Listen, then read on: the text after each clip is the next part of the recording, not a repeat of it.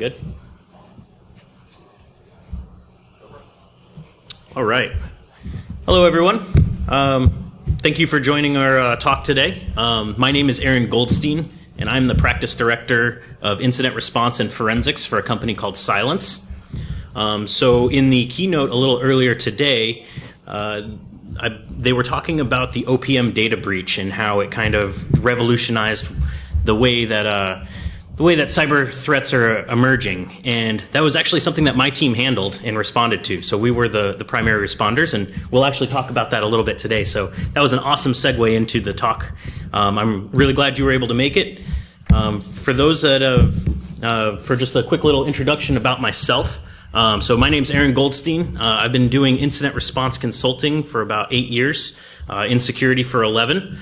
I've worked for 3 of the largest incident response consulting firms in the U.S. Let's see here. I've responded to over 10 countries, 150 incidents at least. That's probably on the low end. So I've seen some things. I spent a lot of sleepless nights trying to figure out what the hackers did, what they stole, how they did it.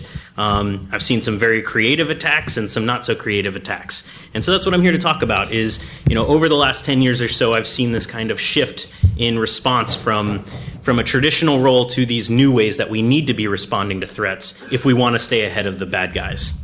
I went to school at UCF, University of Central Florida, if anyone's from Florida. No? All right, go Knights. All right. And certifications, my last company gave me a lot of SAM certs, and that's always nice. But for the most part, I've worked in incident response consulting, and then prior to that, I spent 2.5 years running incident response and threat intelligence for a company called ANYCon, which is one of the largest biotech companies in the U.S. So a lot of different types of attacks, a lot of different interesting things. But first, let's talk about, how did it work originally? What was the old threat landscape like? What were these attacks? How are we responding, and why? So if you think about it, it was really kind of what I call a shotgun attack, kind of like spam. They want to spread their malware, spread their fraud as far and wide as they could, kind of throw it at the wall, see what sticks. Sometimes they're going to get a good target and they're going to be able to extract a lot of money or information. Sometimes it's going to be a smaller company or a personal individual and you're not going to get much. So all of these attacks were not very targeted. It was, if you were a victim, it was because you had an open port or something that was that made you a victim. Same thing, they were attacking low-hanging fruit. So anytime a new major vulnerability came out, people started scanning the internet, looking for it. Think MongoDB. So if any of you aren't familiar, MongoDB several years ago had a vulnerability where their databases were publicly listening if you didn't reconfigure their configuration script. So people would go on Shodan and look for MongoDB, and here is treasure troves of private information that everyone could look at. Once again, it's not targeted. I couldn't say, hey, I want this company's information, but I could say, hey, out of all of the people that have it open, maybe 1 or 2 of these are a real target. And they were reusing the same malware and exploit kits all the time. There's no real customization. You could buy an exploit kit and it would be the same one that would be purchased by the other users. And all of this malware was static, right? So the same piece of malware infected each person. There was no real creativity to it. And that, it still gave us a run for our money. I mean, when Conficker came out, I was up till 4 a.m. fighting it, just like a lot of other people were. I'm not saying that this old threatscape wasn't effective. It just wasn't as refined as it has become. The other things to make the old threat landscape a little unique, there was no destruction. Man, those were the days. You could do an investigation of somebody that got hacked or somebody that had a data breach, and you would not find that your security event logs were wiped or somebody is debanning a system or wiping all of the artifacts from the system before you can get a chance to do your forensics on it. So none of that existed. Even if you think Shamoon. So Shamoon was a piece of malware that attacked primarily the oil and gas industry. And after it infected systems, it wiped your MBR. Like across the board. So entire oil companies, especially in like the UAE and other locations like that, they would come into work and all of their systems are literally powered off. There's no more operating system, no more data.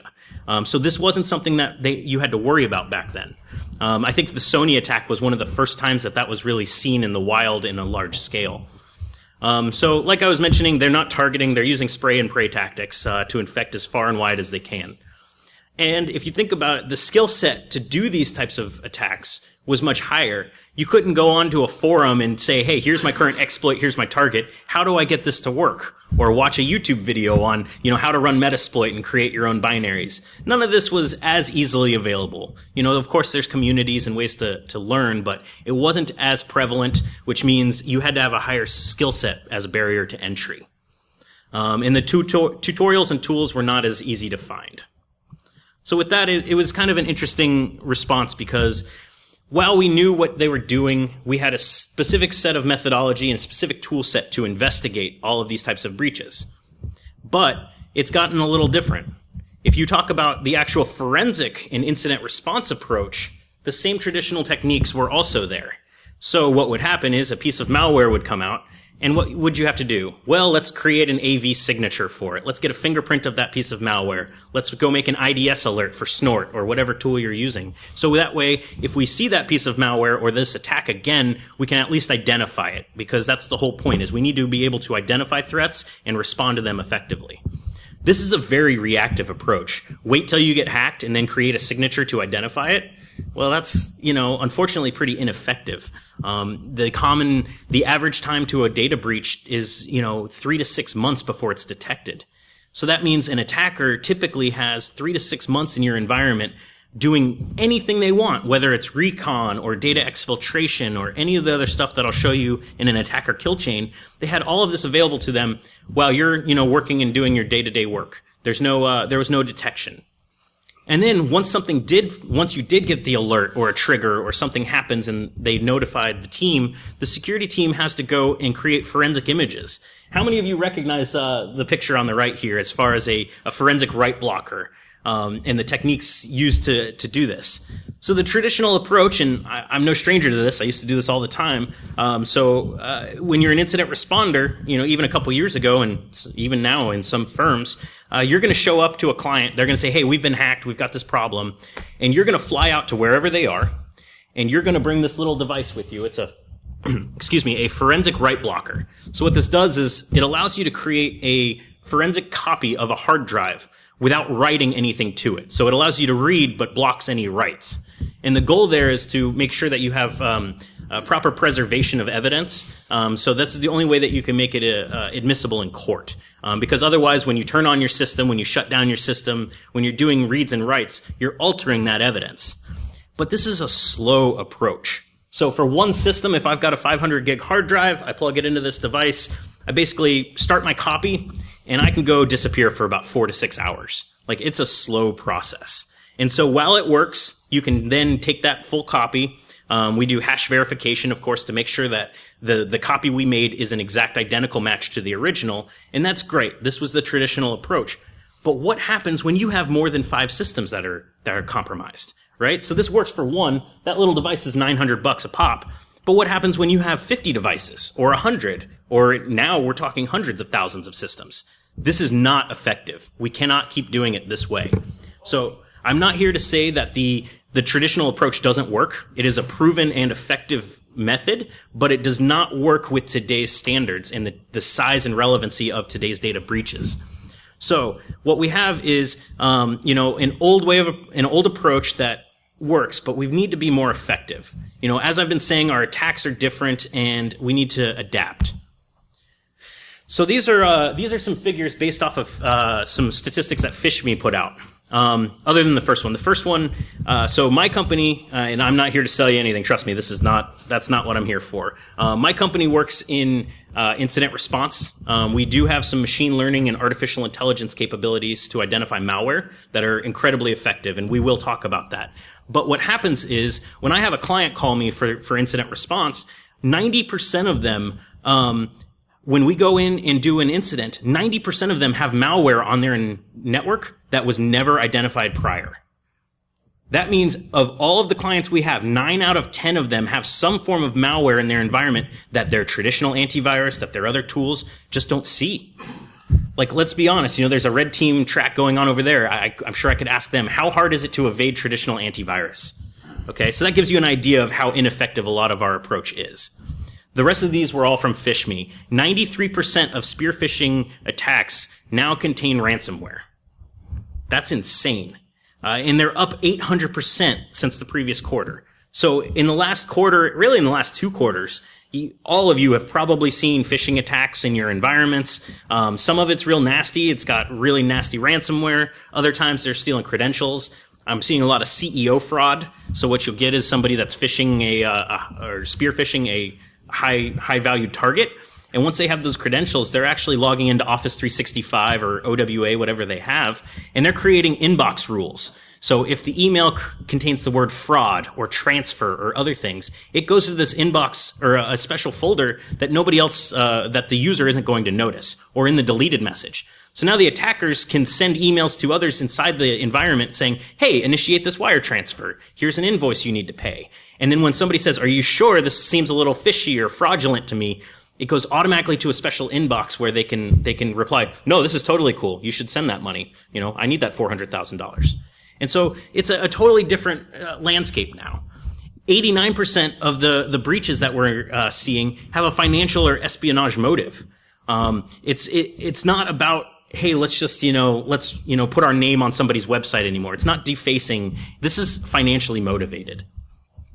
And 99% of the malware can be stopped with AI. That's a little salesy in my opinion. I probably would strike that, but the graphic is nice, so I didn't want to get rid of it. But the real point is, if signature is dead, artificial intelligence and machine learning can identify malware very effectively, 99%. So let's talk about the current landscape, and then we're going to talk into some actual examples of what we're fighting and how we're fighting it. What we're seeing are persistent and motivated attackers. They're picking a target and they're sticking with it. So I focus a lot in enterprise advanced persistent threats. These are typically nation states that are focused on stealing a specific set of data or espionage and things like this. So what happens is when you become a target, you will be attacked left and right, day and night. Doesn't matter what you do. Whether it's spear phishing attacks to gain credentials or spread their malware, they will be very effective. We're seeing voicemail calls and phone calls now as being a newer entry as well. They're trying to gain information to leverage for their email attacks. And that's another thing that the red team could probably talk about a little more on the social engineering side. But it's a really cool idea because for the attackers, it's a really cool idea because now they've got a specific target. They don't have to hope that they've got this high value target. They're going to go for that multi-billion-dollar company or that company that's doing really good research.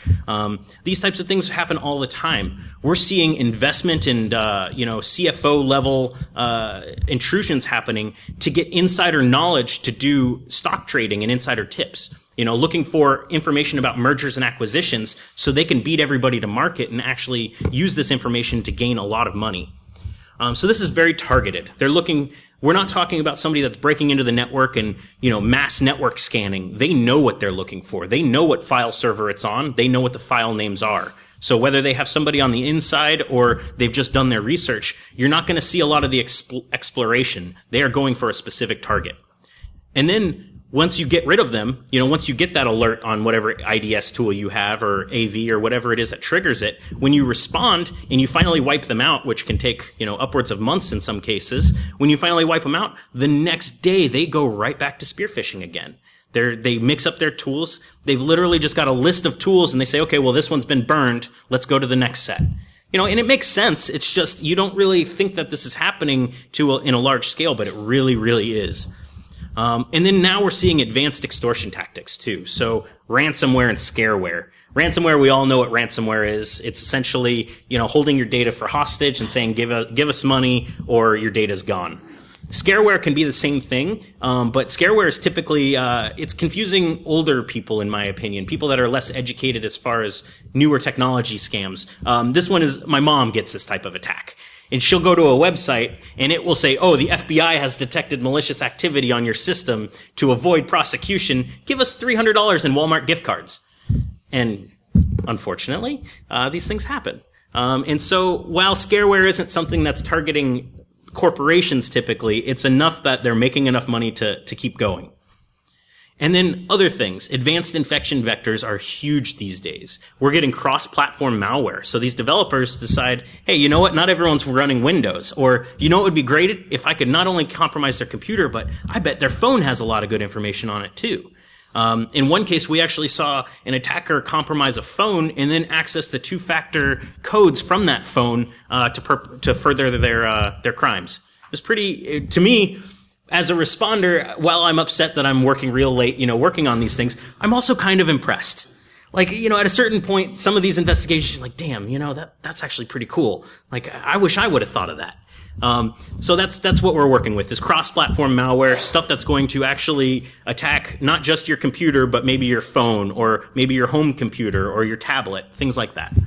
And then we've got metamorphic and polymorphic malware. So polymorphic malware you might have heard of already. This is any kind of malware that when it goes from one system to another, the signature, the file and the code specifically, segments of it actually change a little bit. So your file hashes and your signatures change also. And we're going to talk about that a little bit more, but the idea is if you're using a signature AV to detect this type of thing, you're not going to, because you're going to pick up one, a week after it's there, and then you're going to find that you had 30 other instances as your updates start coming in with older signatures.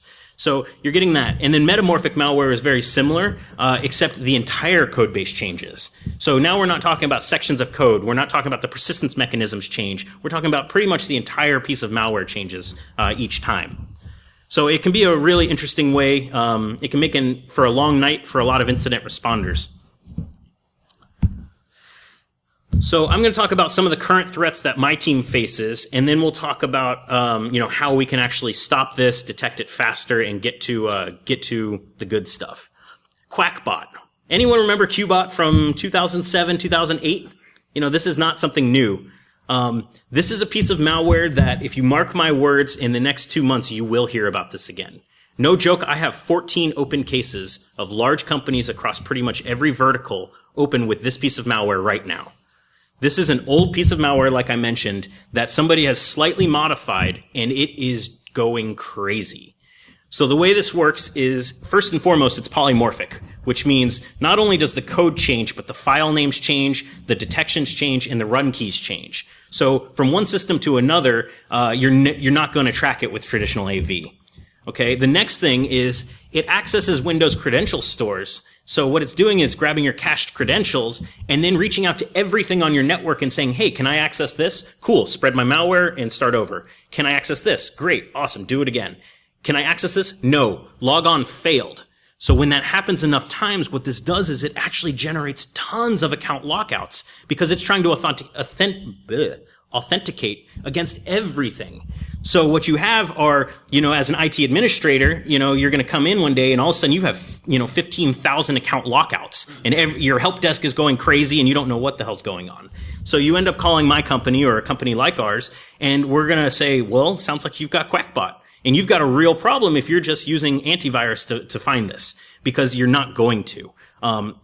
Once again, not a sales thing, but I have responded to probably the top 5 main antiviruses in each company that's hired us, and it's bypassed every single one of them. And it's not a shot at any particular one, it's just the reality here, is that it's bypassing things because it's so heavily packed, it's obfuscated, and it uses polymorphic malware.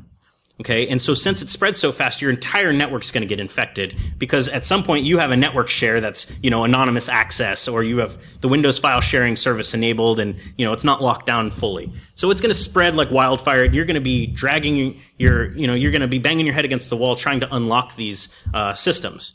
So the reality is what you can do is, I've actually created some scripts to go and find all of this and remove it. But the goal is you need to essentially either mass deploy a tool that's going to block it, or you need to actually go through every event 4771 looking for your lockouts to find out which systems are actually infected, causing your lockouts. This is a total pain. This is one of the worst headaches that I've seen for most of our clients in a long time. So I think there's been 2 recent articles in the last 3 weeks about this. We've been dealing with it for about a month now. I would be shocked if you don't start hearing more about QuackBot again. Then this is the fun one. How many of you have heard of SamSam or Samus? All right, so a couple. So this is ransomware, but this is what I call real ransomware. Your traditional ransomware is going to get on your system. You're going to get an email, hey, open this Excel file, click on this link, whatever it might be, and hey, your system is infected, pay us $1,000 in Bitcoin or a green dot card, whatever it might be, And okay, well, hey, you restore from backup or you lose your data. Not the end of the world for one system. This is what I call targeted ransomware. So this is opportunistic in the fact that the attackers, what they're doing is they're just doing mass internet scans for open remote desktop ports, and then they're just brute forcing it. And it sounds like it's not effective, but it's very effective. The other thing they're doing is there's a known JBoss exploit from, I want to say 2014 or 15. It's not new by any means. This is not a 0-day or anything like that. And what's happening is they're scanning for that, and it's a 3-line Python code to exploit. And they're breaking into the network. Okay, well, they're just like any other attacker at this point. They've found an entry point. They're in the network. But what they're doing is different.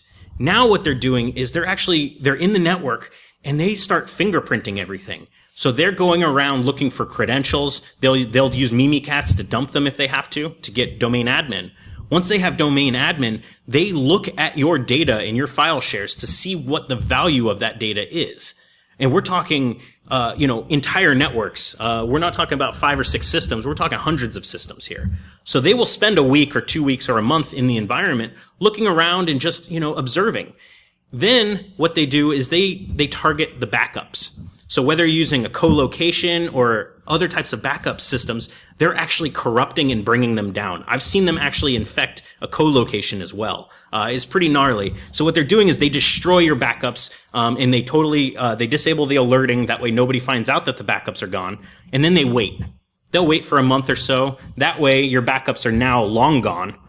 And they mass deploy with PSExec their custom ransomware across your entire environment. So you wake up the next morning and you go into your work and every single computer on it has a message on it similar to, well, not that, that's actually the web portal, but has a message on it saying your data's encrypted.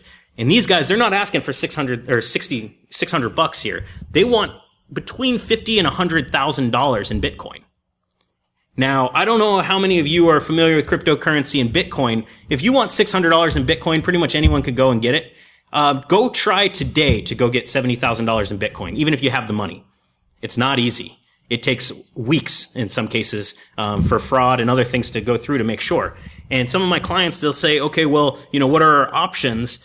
And I was like, well, so my team, we actually do stockpile Bitcoin for this purpose. I hate paying ransom. Don't get me wrong. It is the 100% last resort. I don't like giving anybody money, especially in this way. But in certain cases, this particular screenshot is an example. This was an architecture firm that on Christmas Eve, you can actually see the date on there is 12/26. On Christmas Eve, he walks in. He's like, hey, I walked in the office real quick just to check on something. The entire office is out until Tuesday. I just wanted to see something, and I noticed this.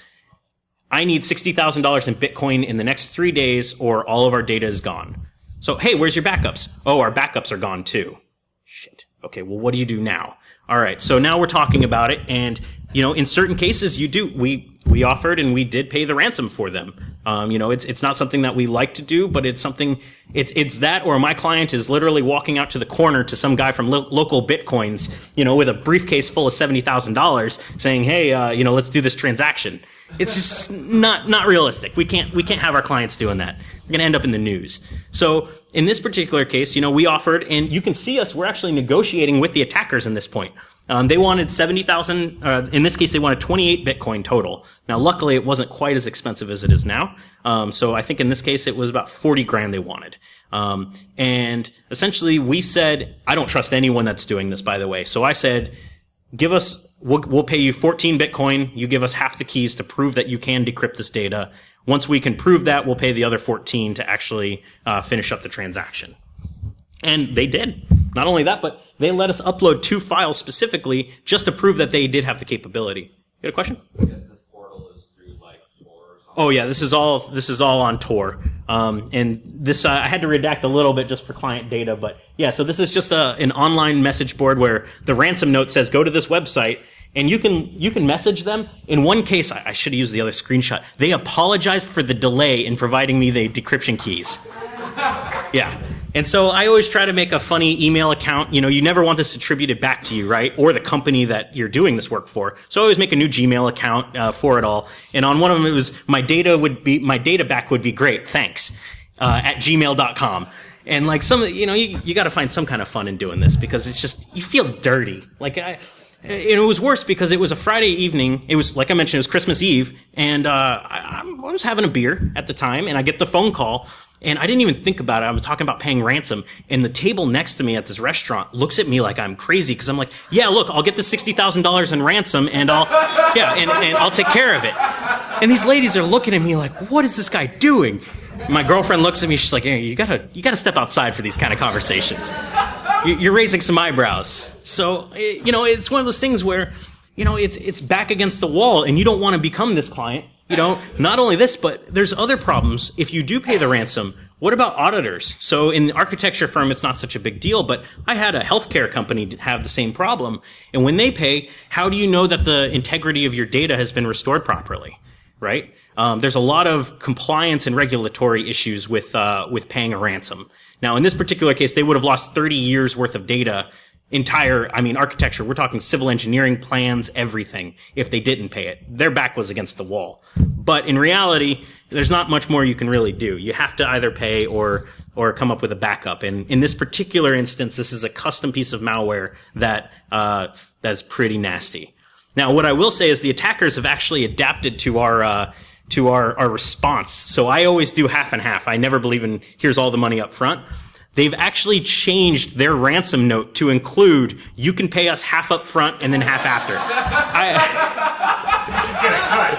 Yeah, that's what I said, right? Like, who says crime doesn't pay? Like, I thought that, well, it's, for the bad reasons, I was actually kind of proud of that. I was like, I made an impact on somebody's life today. Yeah, exactly. So these are the kinds of threats that we're facing now. The traditional response, you can go and image every single system in somebody's environment with one of these little write blockers, but it's not going to do anything. With one of these things, you can go in and do it, but your data's encrypted. They're using RSA 4096, I think. You're not decrypting that. Yeah, in 10 years from now, maybe, but for right now, it's just not happening. So we'll talk about approach. So when I joined Cylance, it was really a matter of, I was running IR for a big biotech. So we were focused mainly on nation state attacks, and there was plenty of them. But the approach was still the same methodology, the same, hey, let's go grab a forensic image, let's go do that. And I couldn't help but think, this is just not working. It's not effective, but I didn't know any better. And admittedly, Cylance was a vendor of ours. So I actually started talking to their incident response team, in a friendly level. And I learned about their approach and how they're doing things differently. And not gonna lie, I was like, I need to be part of that. So I straight up quit my job and I hounded them for probably about 3 months before I ended up getting the job. And afterwards, I learned that the full span of their methodology is just, it's totally different. And part of you, any of you that are experienced with incident response, as I'm going through this, you're going to say, no, this can't work. There's no way. And feel free to stop me. I'm happy to talk about it. But the idea is, instead of collecting a full forensic image off of every system, instead of grabbing 500 gigs or a terabyte of data per host, I want to do the least amount. I want to collect the least amount of information that I can. That's going to give me all of the context and relative data that I need to do my job. So this is where we created what we call the principle of least data. I don't know if we created that term. It sounds like somebody else probably created it a long time ago, but we're using it. The principle of least data. And it sounds cool, but it's true. The idea here is, let's collect only what we absolutely have to. Let's collect those forensic artifacts that we know will provide us, actionable results. So your MFT records, your registry files, ntuser.dats, all of these different types of records, event logs, all of this, absolutely critical, don't get me wrong. But what I don't always need for every case is your full page file and all of these other artifacts that just your user profiles. I don't need all of it. So what we did was we tried to go through it and figure out exactly what we could use to make a fast collection without sacrificing quality of analysis. And so the idea is, we actually created some scripts to collect all of this information, and we'll talk about what we're collecting and why in a minute. But the goal here is, instead of doing a full forensic image and wasting 6 to 10 hours per host, now we have a script-based approach. I can give you a script for any operating system you have. Just off the top of my head, Windows, Linux, Solaris, Unix, OS X, and AS400. I had my guys write an AS400 script, just for anyone that runs into them once in a while. So we created all these scripts that essentially now, instead of doing a full forensic image, I say, okay, you've got Windows and Linux in your environment. Here's a shell script and here's a bat script. Go push this far and wide across your environment. I don't care which systems are infected. Run it on everything. And we're collecting with this first phase, we're collecting about typically 5 to 15 megabytes worth of data per host. Okay? And it's all in a compressed, encrypted file. And once we have that data, we actually extrapolate it all into these relational databases that we've created. So now I can see very quickly, it doesn't matter if it's one host or 100,000 hosts, which we do, and we'll talk about. It doesn't matter how many hosts, the relative analysis time is still very small because I can do 5,000 hosts and find the outliers about just as fast as I can do 10,000 hosts and find the outliers. So this is a scalable approach that helps with today's evolving threats. And so everybody has an anatomy of the attack slide, so I figured I'd throw mine in there too. Put it in the skull the other day. I thought that was kind of cool. So essentially from the very beginning, the recon and the weaponization and spearfish, this is all happening before you ever know you're a target. Everything that we're looking for and what we wanted to capture in our collection script was everything that happens from the point the exploit or data ends up on your computer. Right? So from the moment of that phish or the moment of that malware, I want to find the exploit. I want to look for command and control. I want to look for persistence. And I want to look for stuff in memory. In addition, I want to see what processes and files are suspicious. I want to look if there's any kind of weird admin tools in your environment, psexec, other types of things that can be a legitimate admin tool, might not be. It really depends. So I want to go through all of these and classify everything and then talk to you about your environment. Are you using psexec? Is that legitimate? Cool. I will whitelist it across the board and not think twice about it. Okay, you're probably not using Mimikatz in your environment. We should probably talk about that. And the same thing from exfiltration. Do you have multiple split compressed files on your environment? Are there user profiles deleting across multiple accounts? All of these different things, if you look at this kill chain, these are all things that we should be looking for in our environments on a daily basis. So how do we do that? This is what our approach is. Now, once again, this is not a sales tactic, so apply these to your own incident response procedures. So what our goal is we want to look for 5 main areas that we feel capture pretty much every type of attack and exploit out there. Starting at the very bottom, these are the lowest risk. We're looking for network host and application configurations. So are you running Windows 2000 or Windows 2003, plugged into the internet with no patching? Yes, okay, they're low-hanging fruit. I'm not going to spend too much time on these, right? Malware and persistence mechanisms. So like I mentioned, we use machine learning and AI to detect malware every day. So we actually implemented that instead of just having an antivirus tool. We're using our API access on the back end to we're hashing common locations of malware in your environment, and we're running it through our engine to tell you if there's malware. It doesn't matter if you have another tool in place or not. We'll let you know what's not being detected by your current stuff. Same with persistence. So, registry keys, things like that. A lot of times, AV won't delete, it'll delete the binary, but it doesn't clean up after itself. It's not going to delete your dropped files and your persistence mechanisms, things like that. So I want to find all of those as well. I want to know what user accounts are doing what. So we do user account analysis as well. So I'm looking for lateral movement with an abusive admin credentials. In larger environments, I actually had, one of the guys on my team, former NSA guy, crazy smart, wrote his own machine learning technique called clustering on user accounts to basically group user accounts by activities based on event logs. So while it doesn't always say, hey, this user account's, owned, it will say, here are the top 10 accounts doing the same type of activity. Here are another 10. And once in a while, you'll find an outlier in there. So that's pretty neat. This isn't always a smoking gun, but it definitely helps give context. I want to know any command and control. So do the attackers have an established foothold in your environment? So I'm going to do threat intelligence. I'm going to pull NetSAT information. All of this is going to be no appliance on the environment. I don't want to make an impact. The whole point of forensics, regardless of who it's for, is let's not tip off the attackers. Let's not, let them know we're investigating them. So I want to find all of this activity out as well.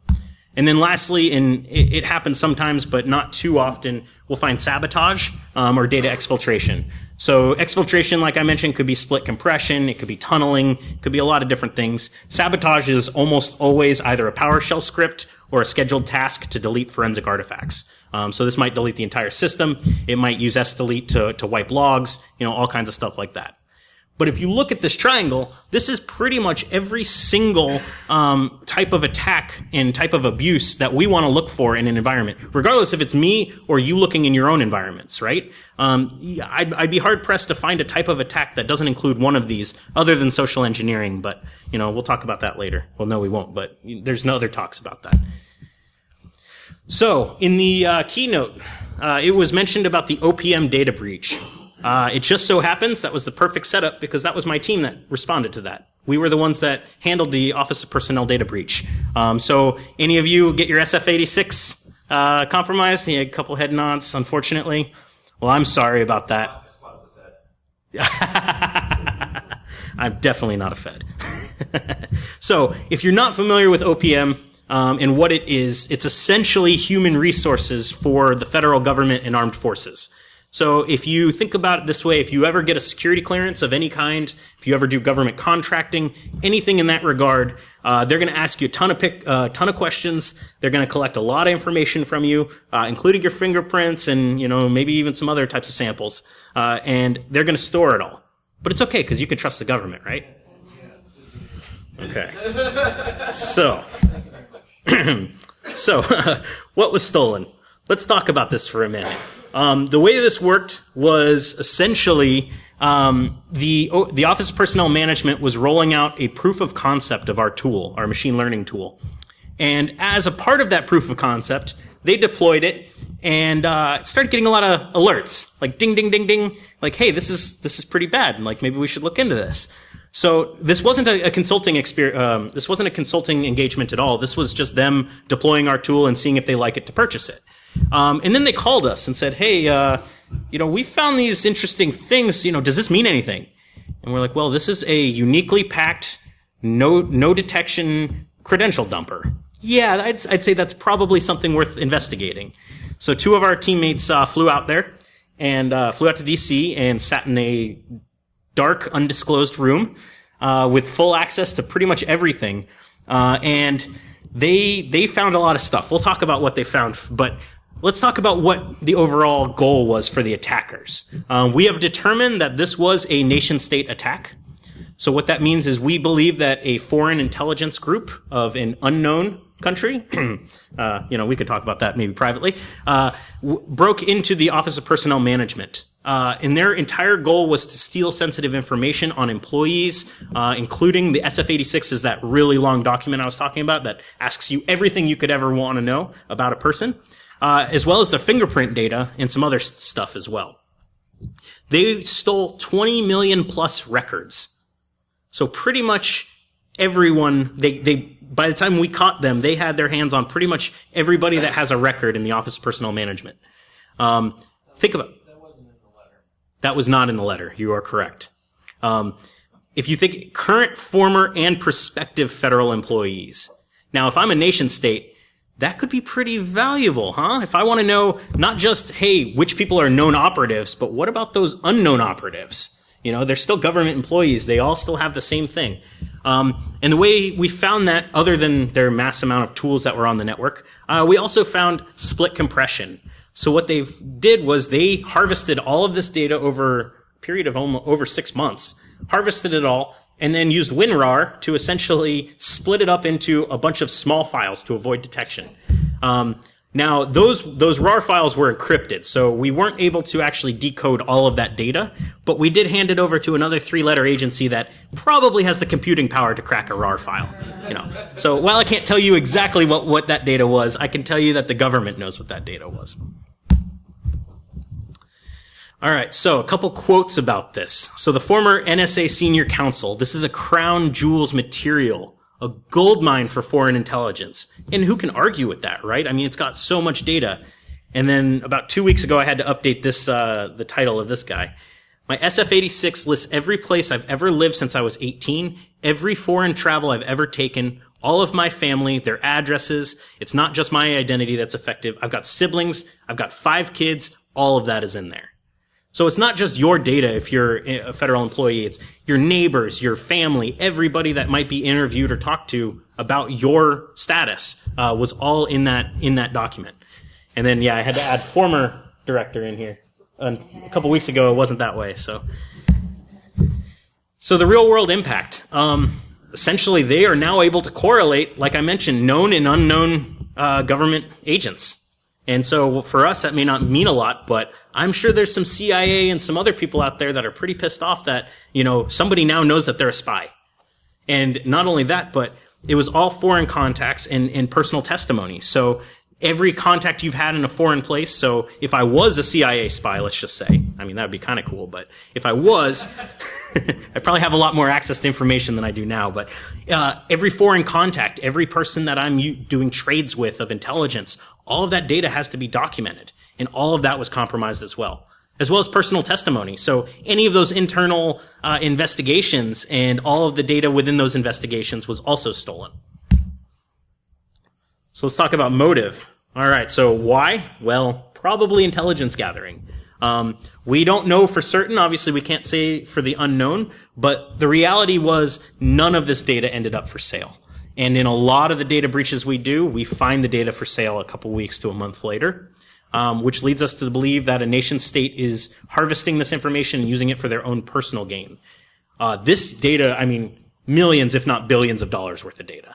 Think about the underground markets you could sell that to if you had that capability. So now we know what they did and we know what they did and why they did it. How did they do it? So, like I mentioned, they got us involved. We deployed to 10,000 plus systems in a matter of 48 hours. We pushed it far and wide. Normally, we do this in kind of a staged approach to not make an impact, but clearly, time was of the essence. So, within 4 days, it was on every system in the Office of Personnel Management. And it was also in blocking mode, which means it doesn't matter if it was a true tool or not, if we thought it was malicious for any reason, it was blocked. I can't even get 100 instance clients to do this sometimes. How they did it that quick is beyond me. So it was a very bold undertaking to get the approval, especially in a very slow moving government, to do that. They had a legacy antivirus. I'm not going to say which one, Symantec. It was deployed and it didn't detect anything. We parsed all of those logs and there was nothing. And, you might say, oh, well, it was maybe just a piece of malware or two, but the reality was it was a lot of malware. Let's talk about the timeline. They broke in, we believe, in June of 2014. By July and August, they were harvesting clearance information. So anyone that has a security clearance. Then in December, they were like, okay, well, that's good. Let's start taking personnel records. So not just clearance, but anyone that's working for the government. Then 2015, they decided to start taking the fingerprint data. And then, by June, 6 months later, that's when the public announcement occurred. So they had essentially a year. Well, it was about 9 months of full access to the environment, domain admin credentials across the board, in some cases, enterprise admin, literally anywhere they wanted to go, keys to the kingdom. And nobody noticed it until they were, deploying a proof of concept, hey, I wonder what this tool is. Let's try it out. So, like I said before, it was no small undertaking. It was 10,000 hosts, but this also wasn't one piece of malware. We found 2,000 plus pieces of unique malware in their environment. Not only that, but we found all kinds of other stuff. We were able to find multiple different hacking groups that had broke in and started stealing their own sets of data and messing with each other. This was not just one group that managed to get in. They were a target for many. We finished our analysis in 48 hours. That script-based approach that I talked about, it works. We did 10,000 hosts in 48 hours. Try and do that with a forensic image. EnCase couldn't even process that much data if we wanted to. So in 48 hours, we were able to identify all of the malware in the environment. Within a week, we told them every user account and every piece of malware that was in their environment, and provided a report, as well as some congressional testimony. But the funny part here is another 3-letter agency came in afterwards to go and do their own independent incident response. Of course, it's the government. They want to check themselves. They can't just trust a third-party vendor. They spent 3 months looking, and they didn't even find everything that we found. They didn't find a single thing we missed, but they didn't find everything that we found either in 3 months in a response that we took 48 hours for. So that's something. So how did this happen? There were a series of issues, a lot of issues. First and foremost, lack of adherence to standards. And this is where we're going to talk about improving your own incident response team and policy. First and foremost, some systems had all their security policies, others didn't. You had systems with no AV, some with other third-party unapproved AV, a little bit of everything. So there was no adherence to your standards. Multi-factor authentication didn't exist, which we all know is very important these days. So essentially, the hacker who was able to get in and actually exfiltrate the data managed to use compromised credentials to log in and do everything from that poor user account. I feel bad for whoever that was because he probably got in some trouble for that. Cybersecurity was not a priority. I mean, this shouldn't shock you for any government agency. Not a jab by any means. It's just there's a lot of other things going on, and security and technology typically take a back seat. Like I mentioned, multiple hackers were in there. They all had their own persistence and their own tool sets. It was actually pretty interesting to see. And they did not implement basic security requirements or controls. So not only did they not have the standards in some places, but they really just didn't have the technology in place to detect this. Legacy tools, not good training, etc. So some leadership failures as well. It was overlooked. I think it was a budgetary concern.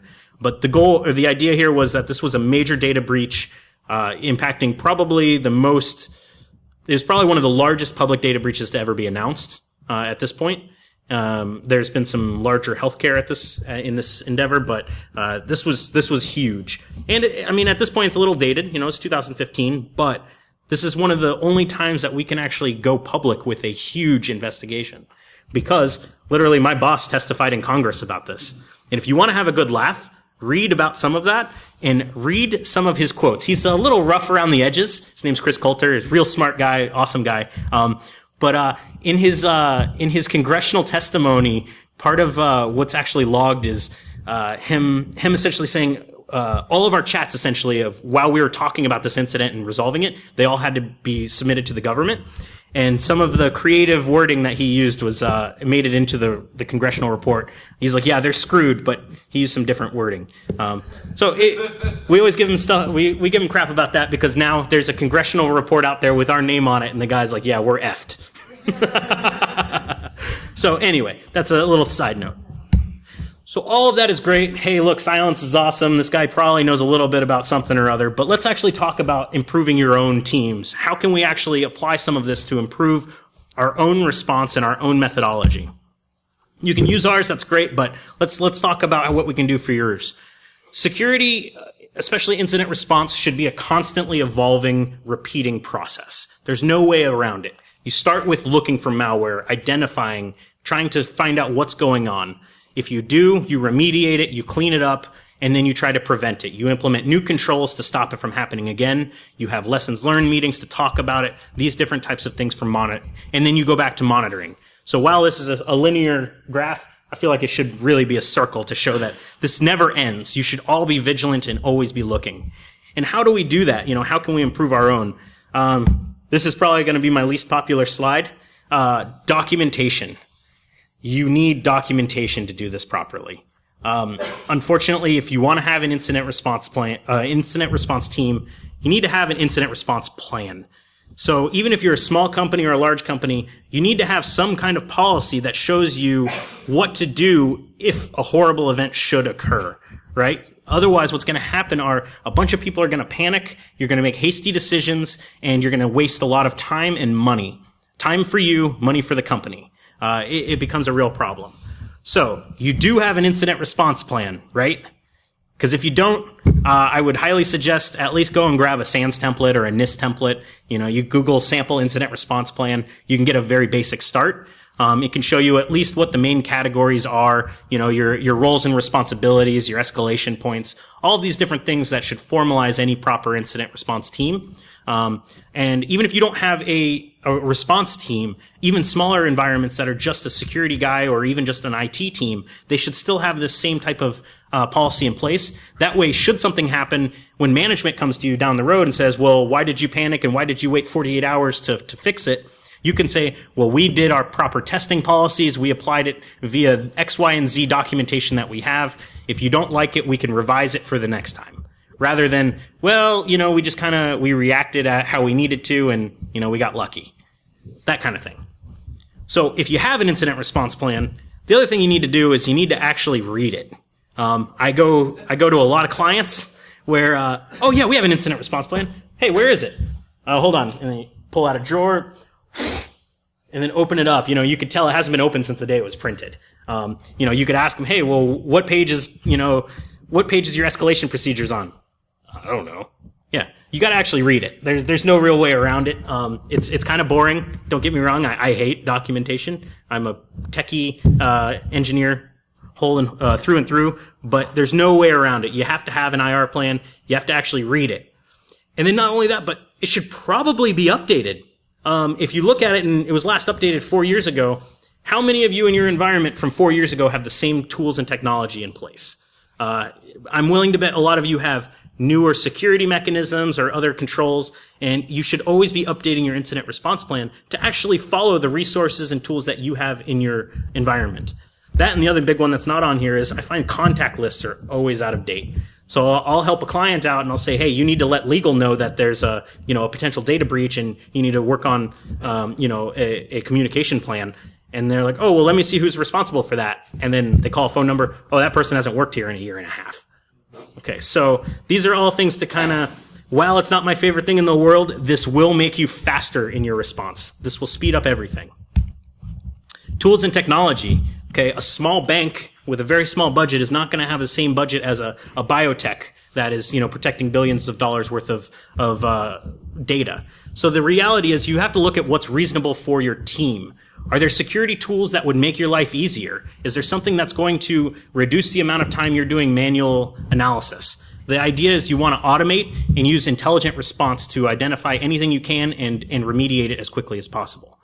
And when you're testing out tools, which you should all do, I'm a firm believer, I'm vendor agnostic even though I work for a vendor. You should test anything that you're buying. I don't care if it's my tool or somebody else's tool. Use real world scenarios, data, whatever it is, and throw it at it. See if it performs the way you would expect it to and the way you want it to. And if it doesn't, look at another tool. There's no way around it. And if an incident does occur, it sounds a little bad, but it's true. Use the incident to gain leverage to get managerial buy-in to buy more tools or manpower or process. Whatever it is, if there's a big incident and it's costing your executive leadership team $100,000 to fix, this is the perfect time to say, hey, look, I need this $100,000 tool in addition, and this will never happen again. Or I need manpower, or I need policy and procedure, whatever it might be. Leverage the incident to actually get traction with your management team.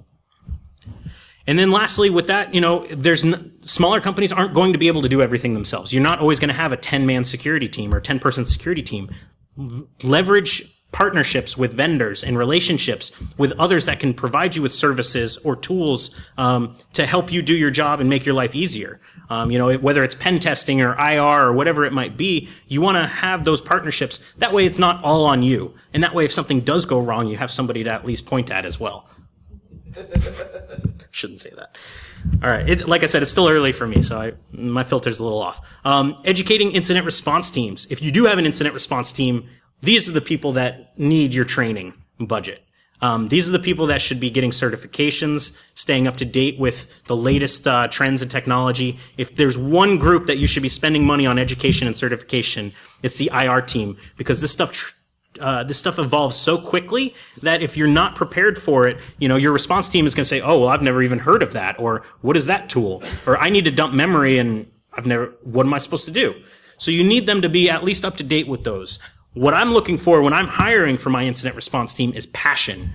I don't care if you know everything there is to know about a topic. That's great if you do, but I want somebody that's interested and actually passionate about what they're doing and why, right? Those are the people that are going to spend the late nights actually solving your incident or looking down the rabbit hole trying to find some weird threat actor. Those are the people you want, and those are the people you should keep by offering them training.